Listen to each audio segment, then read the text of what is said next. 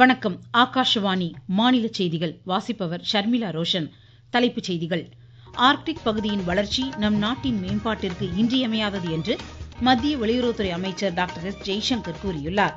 Waves ஒளிவழி பொழுதுபோக்கு உச்சி மாநாடு இன்றுடன் நிறைவடைகிறது. MBBS, BDS உள்ளிட்ட இளநிலை மருத்துவ படிப்புகளுக்கான நீட் நுழைவுத் தேர்வு இன்னும் சற்று நேரத்தில் தொடங்குகிறது. இத்தேர்விற்கான அனைத்து ஏற்பாடுகளும் தயார் நிலையில் உள்ளன. மதுரையில் அரசு பொருட்காட்சியை மாநில வணிகவரித்துறை அமைச்சர் திரு மூர்த்தி இன்று துவக்கி வைத்தார். கேலோ இந்தியா இளையோர் விளையாட்டுப் போட்டிகளை மத்திய விளையாட்டுத்துறை அமைச்சர் திரு மன்சுக் மாண்டவியா பாட்னாவில் இன்று மாலை முறைப்படி துவக்கி வைக்கிறார். இனி விரிவான செய்திகள். சர்வதேச முக்கியத்துவம் வாய்ந்த ஆர்க்டிக் பகுதியின் வளர்ச்சியில் இந்தியா தனி கவனம் செலுத்தி வருவதாக மத்திய வெளியுறவுத்துறை அமைச்சர் டாக்டர் எஸ். ஜெய்சங்கர் கூறியுள்ளார். புதுதில்லியில் இன்று ஆர்க்டிக் சர்க்கிள் இந்தியா கூட்டமைப்பில் உரையாற்றிய அவர், ஆர்க்டிக் பகுதியின் வளர்ச்சி இந்தியாவிற்கு மட்டுமல்ல, சர்வதேச நாடுகளுக்கும் இன்றியமையாதது என்று குறிப்பிட்டார். இந்தியா சில ஆண்டுகளுக்கு முன்பு ஆர்க்டிக் கொள்கையை வகுத்ததாக கூறிய அவர், நார்வேயின் ஸ்வால்பார்டு செயற்கைக்கோள் நிலையத்துடன் இந்தியா மேற்கொண்ட ஒப்பந்தம் நம் நாட்டின் விண்வெளித்துறைக்கு பயனளிக்க கூடியது என்று கூறினார். வேவ்ஸ் உச்சி மாநாடு.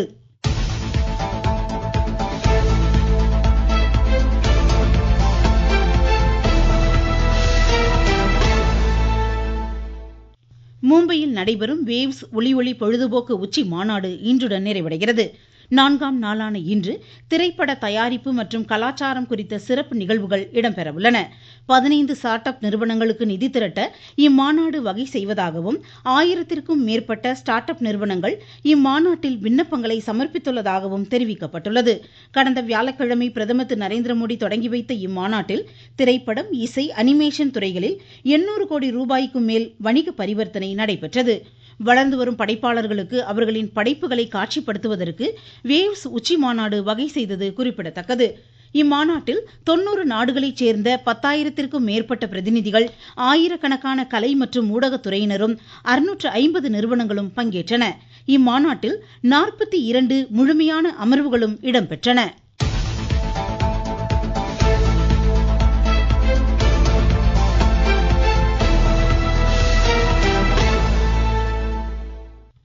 ஆஸ்திரேலியாவில் நடைபெற்ற தேர்தலில் வெற்றி பெற்று மீண்டும் பிரதமரான ஆண்டனி அல்பனீஸுக்கு பிரதமர் திரு நரேந்திர மோடி வாழ்த்து தெரிவித்துள்ளார். பிரதமர் விடுத்துள்ள வாழ்த்துச் செய்தியில், இருதரப்பு உறவுகளை மேலும் வலுப்படுத்தவும், இந்திய பசிபிக் பிராந்தியத்தில் அமைதி, ஸ்திரத்தன்மையை முன்னெடுத்துச் செல்ல இணைந்து பணியாற்ற ஆவலுடன் இருப்பதாக குறிப்பிட்டுள்ளார். சிங்கப்பூர் பொதுத் தேர்தலில் அந்நாட்டு பிரதமர் லாரன்ஸ் வாங்கின் மக்கள் செயல் கட்சி வெற்றி பெற்றதற்கும் பிரதமர் வாழ்த்து தெரிவித்துள்ளார். நாட்டின் கண்காணிப்பு திறன்களை அதிகரிக்க வகை செய்யும் ஹாக்கை 360 தொழில்நுட்பத்தை இந்தியாவிற்கு விற்பனை செய்வதற்கு அமெரிக்கா ஒப்புதல் அளித்துள்ளது. இந்தோ பசிபிக் பிராந்தியத்தில் நாட்டின் கடல்சார் விழிப்புணர்வை மேம்படுத்தவும், தீவிரவாத அச்சுறுத்தல்களை முனைப்புடன் எதிர்கொள்ள இது வழிகோலும் எனவும் கூறப்பட்டுள்ளது. ஜம்மு காஷ்மீர் மாநிலம் குப்வாரா, பாரமுல்லா, புஞ்ச் உள்ளிட்ட எல்லையோர பகுதிகளில் நேற்றிரவு பாகிஸ்தான் ராணுவம் தாக்குதல் நடத்தியதற்கு இந்திய ராணுவம் தக்க பதிலடி தாக்குதல் நடத்தியுள்ளது. MBBS, BDS உள்ளிட்ட இளநிலை மருத்துவ படிப்புகளுக்கான நீட் நுழைவுத் தேர்வு இன்னும் சற்று நேரத்தில் தொடங்குகிறது. இத்தேர்விற்கான அனைத்து ஏற்பாடுகளும் தயார் நிலையில் உள்ளன.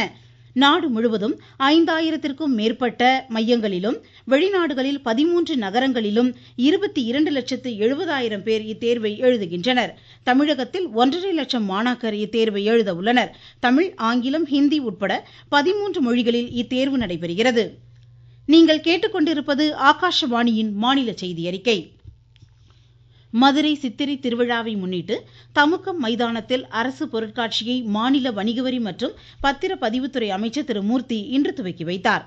செய்தி மக்கள் தொடர்பு, வருவாய் பேரிடர், ஊரக வளர்ச்சி, வேளாண்மை, பள்ளிக்கல்வி, இந்து சமய அறநிலையத்துறை உள்ளிட்ட 27 அரசுத்துறை அரங்குகள், மக்கள் நலத்திட்டங்கள் உள்ளிட்டவை குறித்த காட்சி அரங்குகள் ஆகியவற்றை அமைச்சர் பார்வையிட்டார். இந்நிகழ்வின் போது மாவட்ட ஆட்சித்தலைவர் திருமதி சங்கீதா உடனிருந்தார். முதலமைச்சர் திரு மு.க. ஸ்டாலின் நாளை சென்னையில் நடைபெறும் தமிழ் வார நிறைவு விழாவில் பங்கேற்று 5 சிறந்த தமிழ் எழுத்தாளர்களின் படைப்புகளை நாட்டுடைமை ஆக்குவதோடு பல்வேறு போட்டிகளில் வெற்றி பெற்றவர்களுக்கு பரிசுகளையும் வழங்க உள்ளார். கள்ளக்குறிச்சி மாவட்டம் கூவாகம் ஏரியில் தவறி விழுந்து உயிரிழந்த 2 சிறார்களின் பெற்றோர்களுக்கு முதலமைச்சரின் பொது நிவாரண நிதியிலிருந்து தலா 3 லட்சம் ரூபாய் வழங்க முதலமைச்சர் உத்தரவிட்டுள்ளார். திருவாரூர் மாவட்டம் திருத்துறைப்பூண்டி அருகே கருவேப்பஞ்சேரி என்ற இடத்தில் கேரளாவிலிருந்து வேளாங்கண்ணிக்கு சுற்றுலா வந்த வேனும் அரசு பேருந்தும் நேருக்கு நேர் மோதிய விபத்தில் சம்பவ இடத்திலேயே 4 பேர் உயிரிழந்துள்ளனர்.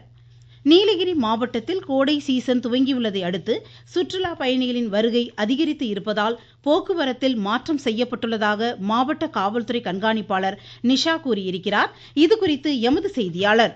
நீலகிரி மாவட்டத்தில் கோடை சீசன் துவங்கியுள்ள நிலையில் சுற்றுலா பயணிகள் வருகை அதிகரிக்கும் என்பதால் போக்குவரத்து மாற்றம் செய்யப்பட்டுள்ளது. கோடை சீசன் முடியும் வரை உதகைக்கு வரும் மலைப்பாதை ஒருவழிப்பாதையாக மாற்றப்பட்டுள்ளது. மேட்டுப்பாளையத்திலிருந்து உதகைக்கு வரும் வாகனங்கள் அனைத்தும் குன்னூர் வழியாக வர வேண்டும் எனவும் உதகையிலிருந்து மேட்டுப்பாளையத்திற்கு செல்லும் அனைத்து வாகனங்களும் கோத்தகிரி வழியாக செல்ல வேண்டும் என நீலகிரி மாவட்ட காவல் கண்காணிப்பாளர் நிஷா தெரிவித்தார். உதகை நகரில் போக்குவரத்து நெரிசலை தவிர்க்க காலை 8 மணி முதல் மாலை 8 மணி வரை கனரக வாகனங்களுக்கு தடை விதிக்கப்பட்டுள்ளதாக கூறினார். உதகையிலிருந்து சரவணன். கன்னியாகுமரி கடற்கரை பகுதியில் படகில் ஏற்பட்டுள்ள பழுது காரணமாக போக்குவரத்து சேவை நிறுத்தப்பட்டுள்ளதாக எமது செய்தியாளர் தெரிவிக்கிறார். கன்னியாகுமரியில் கடல் நீர்மட்டம் தாழ்வு காரணமாக படகு சேவை நிறுத்தப்பட்டதாக முதலில் அறிவிக்கப்பட்டது. இதனால் திருவள்ளுவர் சிலை மற்றும் கண்ணாடி பாலம் ஆகிய சுற்றுலா இடங்களை பார்வையிட வந்த சுற்றுலா பயணிகள் ஏமாற்றம் அடைந்துள்ளனர். இன்று காலை பொதிகை படகில் இன்ஜின் பழுது ஏற்பட்டதால் சேவை நிறுத்தப்பட்டுள்ளதாக தகவல் வெளியாகியுள்ளது. ஏற்கனவே விவேகானந்தர் படகு வருடாந்திர பராமரிப்புக்காக கரை ஒதுக்கப்பட்டிருந்த நிலையில் ஒரு படகை மட்டும் இயக்க முடியாத சூழ்நிலையில் அனைத்து சேவையும் முழுமையாக நிறுத்தப்பட்டுள்ளது.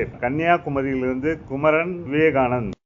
திண்டுக்கல் நாகர்கோவில் இடையே நாளை முதல் வரும் 31ஆம் தேதி வரை முன்பதிவில்லா சிறப்பு ரயில் இயக்கப்பட உள்ளது.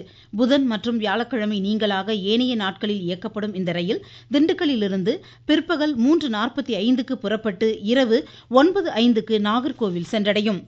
ஈரோட்டில் இயற்கை வேளாண் சந்தையை மாவட்ட ஆட்சித்தலைவர் திரு ராஜகோபால் சுன்கரா இன்று துவக்கி வைத்தார். இயற்கை முறையில் சாகுபடி செய்த விவசாய பொருட்களையும் அவர் பார்வையிட்டார். நாகை மாவட்டத்தில் உளுந்து சாகுபடி செய்யும் விவசாயிகள் விலை ஆதரவு திட்டத்தில் பதிவு செய்து பயன்பெறுமாறு ஆட்சித்தலைவர் திரு ஆகாஷ் அறிவுறுத்தியுள்ளார். பெரம்பலூர் மாவட்டத்தில் வேலை வாய்ப்பற்றோர் உதவித்தொகை பெற வரும் 31ஆம் தேதிக்குள் விண்ணப்பிக்கலாம் என மாவட்ட ஆட்சித்தலைவர் திருமதி கிரேஸ் பச்சாவ் கூறியிருக்கிறார். தமிழகத்தில் காவல் உதவி ஆய்வாளர் தேர்விற்கு இணையதளத்தில் விண்ணப்பிப்பதற்கான கால அவகாசம் வரும் 10ஆம் தேதி வரை நீட்டிக்கப்பட்டுள்ளதாக சீருடை பணியாளர் தேர்வு வாரியம் தெரிவித்துள்ளது. அக்னி நட்சத்திரம் எனப்படும் கத்திரி வெயில் இன்று தொடங்கி வரும் 28ஆம் தேதி வரை நீடிக்கும். இச்சமயத்தில் வெயிலின் தாக்கம் அதிகமாக இருக்கும் என்பதால் பொதுமக்கள் வெளியில் செல்வதை தவிர்ப்பதோடு தண்ணீர், நீர்மோர், இளநீர், பழங்கள் உள்ளிட்டவற்றை அதிக அளவில் எடுத்துக்கொள்ள அறிவுறுத்தப்பட்டுள்ளனர்.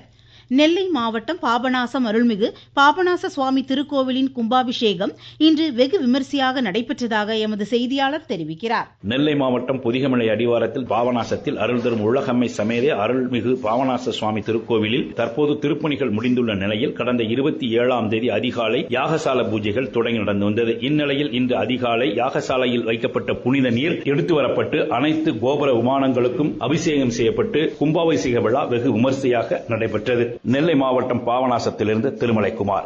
திருச்சி மாவட்டம் லால்குடியை அடுத்த அன்பில் ஸ்ரீ சுந்தரராஜ பெருமாள் திருக்கோவில் மகா கும்பாபிஷேகம் இன்று வெகு விமரிசையாக நடைபெற்றது. கோடை விடுமுறையை ஒட்டி திருச்செந்தூர் மற்றும் பழனி திருத்தலங்களில் பக்தர்கள் அதிக அளவில் சுவாமி தரிசனம் செய்து வருகின்றனர். தஞ்சை பூண்டிமாதா பேராலய ஆண்டு பெருவிழா நாளை மறுநாள் கொடியேற்றத்துடன் தொடங்குகிறது.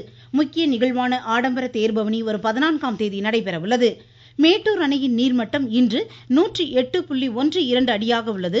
அணைக்கு 4105 கனஅடி வீதம் தண்ணீர் வந்து கொண்டிருக்கிறது. குடிநீர் தேவைக்காக 1000 கனஅடி நீர் திறந்துவிடப்பட்டுள்ளது. வளிமண்டல கீழடுக்கு பகுதிகளில் கிழக்கு மற்றும் மேற்கு திசை காற்று சந்திக்கும் பகுதி நிலவுவதால் கோவை மாவட்ட மலைப்பகுதிகள், அரியலூர், பெரம்பலூர், கரூர், திருச்சி, கடலூர், விழுப்புரம், காஞ்சிபுரம், நீலகிரி மாவட்டங்களில் இன்று சில இடங்களில் கனமழை பெய்யக்கூடும் என சென்னை வானிலை ஆய்வு மையம் தெரிவித்துள்ளது. கேலோ இந்தியா இளையோர் விளையாட்டுப் போட்டிகளை மத்திய விளையாட்டுத்துறை அமைச்சர் டாக்டர் மன்சுக் மாண்டவியா பீகார் பாட்னாவில் இன்று மாலை முறைப்படி துவக்கி வைக்கிறார்.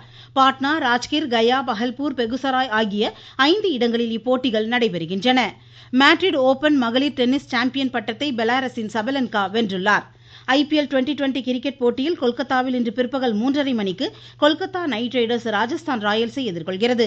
தரம்சாலாவில் இன்றிரவு 7:30 மணிக்கு பஞ்சாப் கிங்ஸ் லக்னோ சூப்பர் ஜெயன்ஸை எதிர்கொள்கிறது. மீண்டும் தலைப்புச் செய்திகள். ஆர்க்டிக் பகுதியின் வளர்ச்சி நம் நாட்டின் மேம்பாட்டிற்கு இன்றியமையாதது என்று மத்திய வெளியுறவுத்துறை அமைச்சர் டாக்டர் எஸ். ஜெய்சங்கர் கூறியுள்ளார். வேவ்ஸ் ஒளி பொழுதுபோக்கு உச்சி மாநாடு இன்றுடன் நிறைவடைகிறது.